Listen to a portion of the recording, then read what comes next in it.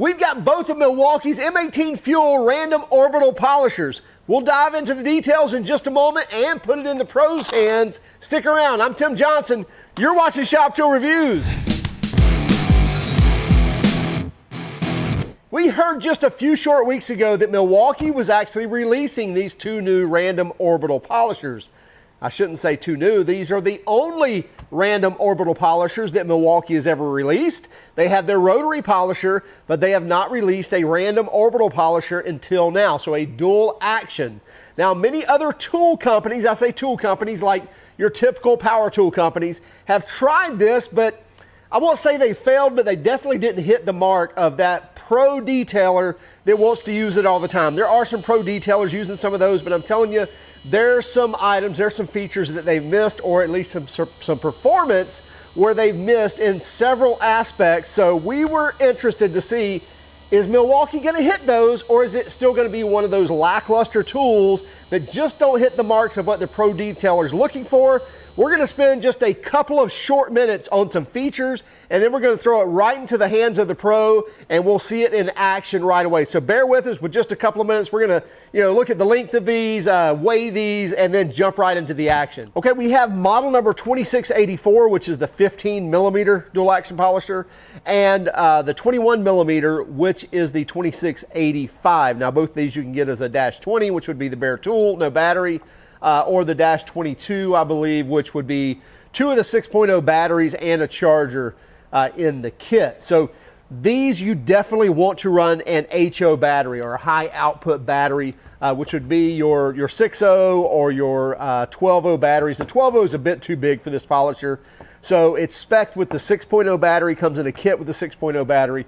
That's definitely the battery we would recommend. Now, we can get into those details at a later time as well, but I don't want to spend too much time on that. So the 2685, which is the 21 millimeter long throw polisher, so that's right at a 6-inch backing plate. I think it's 5 7/8 inches is the backing plate, and you can see it's vented very well as well. All these holes in there, that's helping heat escape the tool and also escape the surface of the paint as well.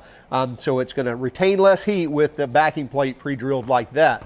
Hook and loop, obviously, and we get, since it's an M18 FUEL, we know the fuel means we get a brushless motor, obviously lithium batteries, and then you see these stainless steel intakes right there. That's where air is going to enter the tool, so air's coming in here. That's going to block any residual from flying in the motor, and then it's actually vented out through the pad, so that's where your exhaust is out here. You don't see any venting here. That's all happening right here before this and out the pad. So intake here and then exhaust up here. We get a throttle trigger and a variable speed throttle as well. And again, we'll get into those details soon. You can see there's no auxiliary handle on this. So no D handle, no side handle, which I like because very few pro detailers actually use those. They're going to use the snout of this machine, but we get rubber overmolding all up here. Very easy to hold this tool. The smaller one is the 2684, which is the 15 millimeter throw. So not only do we get a smaller backing plate, we get a smaller throw. So 15 millimeter throw, 21 millimeter throw, they're basically the same size unit. So we'll measure them here in one moment. Same variable speed trigger, throttle lock as well, where we can lock that on. And then we get a speed dial up here. The 21 millimeter goes a max of 4,500. That's not RPM, that's revolutions per minute or orbits per minute, so OPM. And then on the smaller 15 millimeter, it's 5,100. So 5,100 and 4,500. Other than that, these things look almost identical. Get the cooling backing plate or the pre-drilled backing plate with the hook and loop as well. So these guys without the battery on it, you're looking at right at 17.25 inches. And you can see the battery mount on these is sideways. So that's going to help give clearance to the vehicle you're polishing on. Of course, with a pad on it, you're probably going to sit about this high. So you're getting plenty of clearance without that battery sticking down. And so you still want to have a little bit of understanding of where that tail is. And it's not a short tool by any means, but it doesn't work like it's long. So with the 6 amp hour battery, you're looking at 19.5 inches. Let's get a weight on these.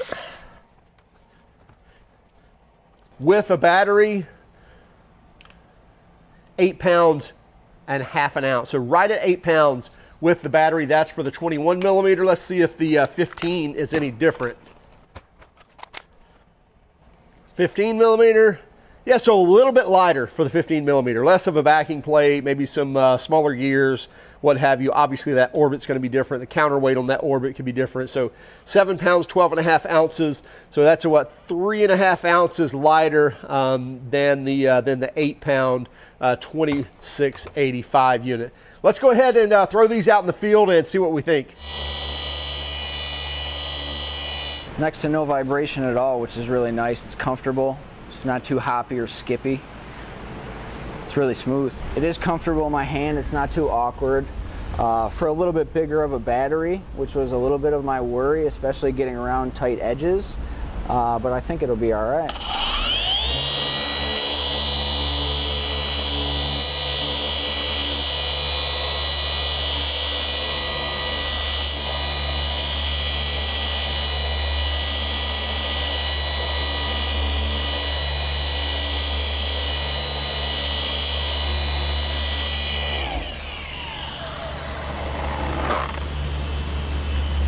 Comfortable, it's nice. I'm going to tone it down a little bit.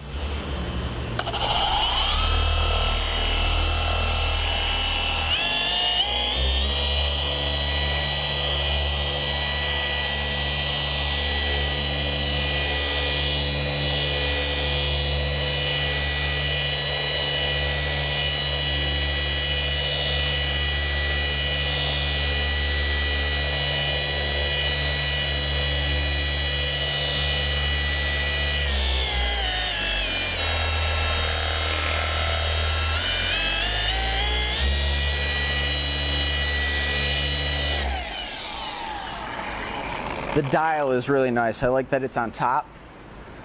Some of them are on the side, and when you're changing hands or moving around, you can hit that speed variation and it changes.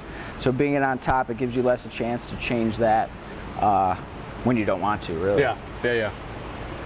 But so far, so good. Again, low vibration. I feel like the machine's staying nice and cool. It's vented really nice.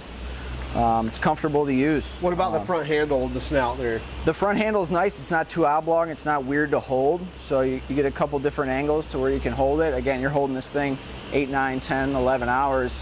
Yeah. It can get awkward and you want to change positions. So it's really nice. So when you're using a cordless machine, you're not working 11 hours on a car. So where are you working 11 hours on?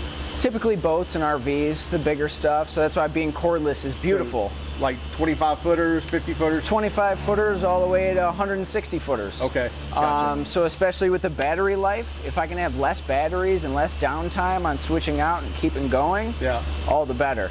Again, the battery is a little bit heavier, but I'm willing to sacrifice the weight for the runtime. I have no problem doing that at all. So it's really nice, especially with the chargers. If they're a little quicker, right, even better. So less batteries, longer runtime.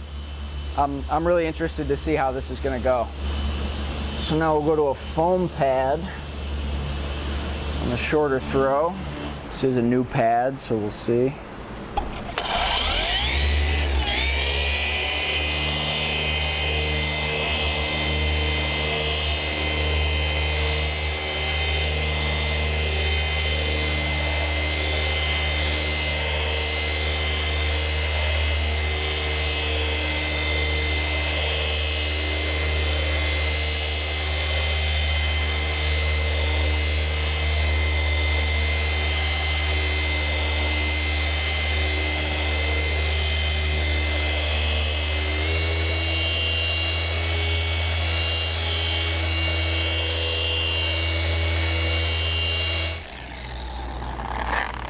Well, I really prefer this one.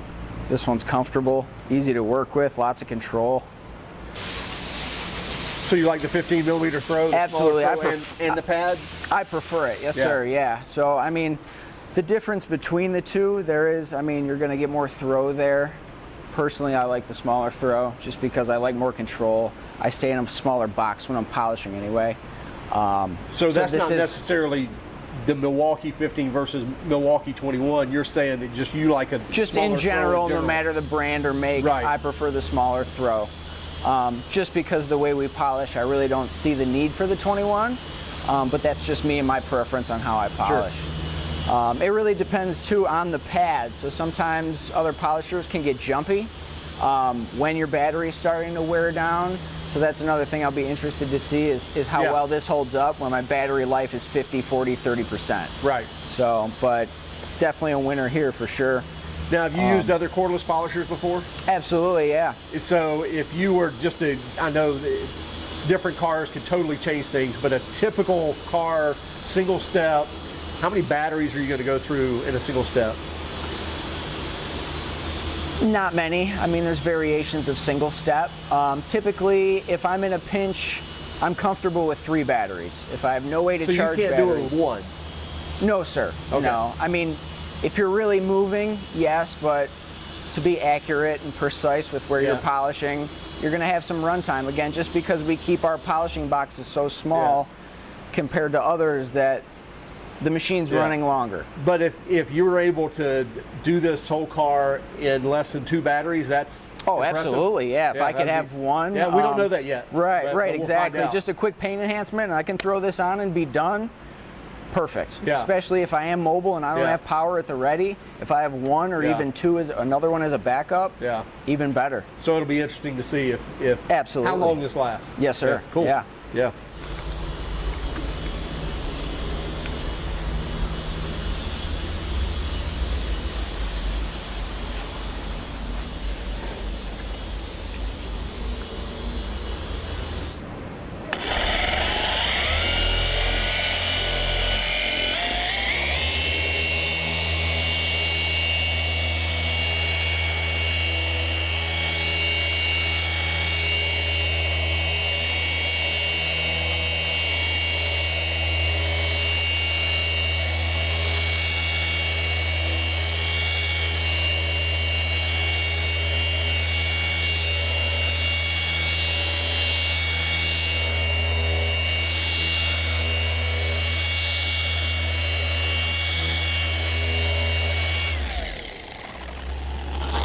Well, I can't get the machine to stall, which is really good. A lot of the times guys are concerned with if it's not rotating, it's not cutting.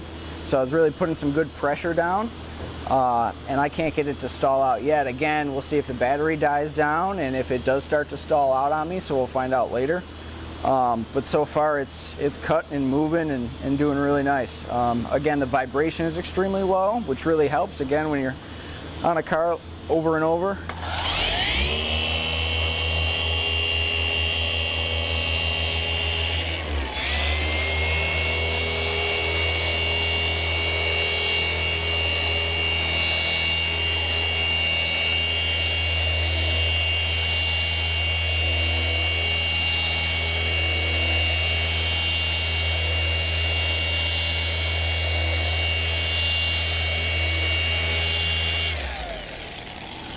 So you're holding that with just a couple of fingers there. Extremely easy to hold. I'm just kind of testing on how jumpy it's going to be without me really giving it a lot of control and really holding it really tight just to see how jumpy it's going to be, how easy it is.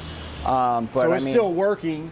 You're getting very little feedback as far as... right, I'm not going to polish a whole car with 2 fingers. Sure, yeah. But just to kind of test it out and see what it's going to do with no weight, 0 pressure. Just kind of holding it there and see what it's going to do, but with enough to where if it jumps, I can still grab it. Now, you were saying it doesn't stall. Were you putting some pressure on it when you were saying? Oh, yeah. I had probably 25, 30 pounds of pressure. Okay. On the machine, hitting the pad's still rotating. Absolutely, still rotating. Now, I don't recommend just holding it there for long periods of time. It's not going to hurt it, but it's just not a good practice. Sure.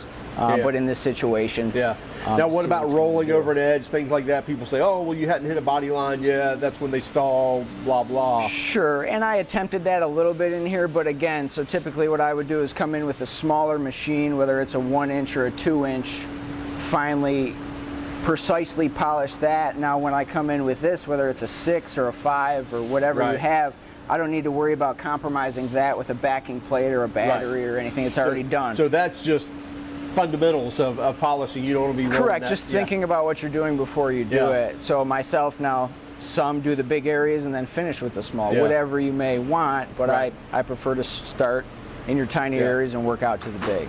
Cut in, if you will. So we did get some decent cut. Again, I'm not really trying to finish the paint out. This is more or less seeing what the machine's gonna do.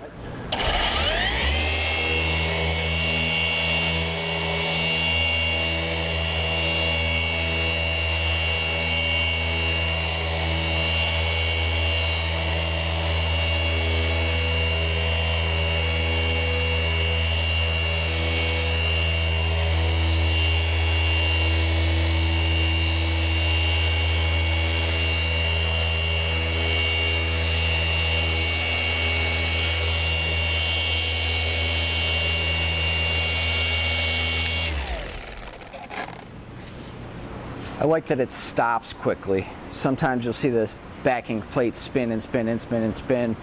And again, personal preference, you turn around, hit something, if it's still spinning and you push, somebody talks to you and you hit it, it's still going, it could cause damage. This stops rather quickly, which I really like. The lock is in a nice spot too. It's not awkward to get to, it's not behind your hand, so it's more of a natural motion to lock it and continue to polishing. That's a big one that I like there. The battery is a little bit bigger than what I'm used to, but it is comfortable enough to where I will use it with the bigger battery. I don't really see it being too much of an issue. Again, if you're polishing the correct way and have the machine right, this really shouldn't be in your way, which is nice. A little bit bigger battery, should be a little bit more power, longer lasting, so I'll definitely take it.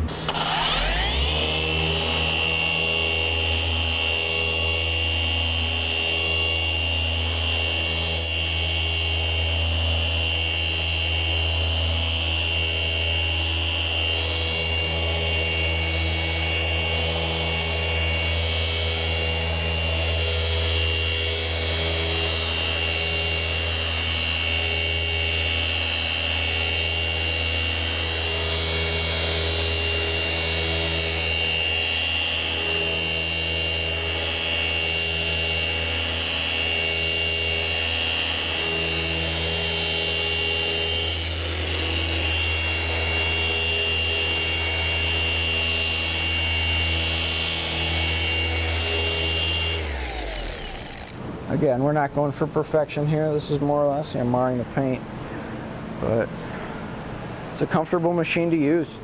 I would have no problem using this all day, every day, really. Nothing unprofessional feel about it? No, sir, not at all. It's built really well. I like it. I'm more interested in the battery life and how this is going to perform than anything else.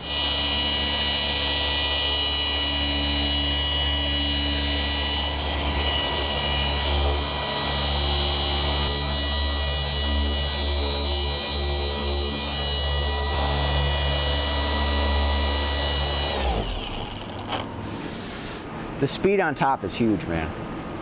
Like changing it up top, it's not gonna... It's also like on that click, you know what I mean? It's not just... And honestly, the more I hold it, the more comfortable it is. Yeah. Yeah, there's really no difference. That bigger battery isn't changing anything, which is cool. I found a new toy.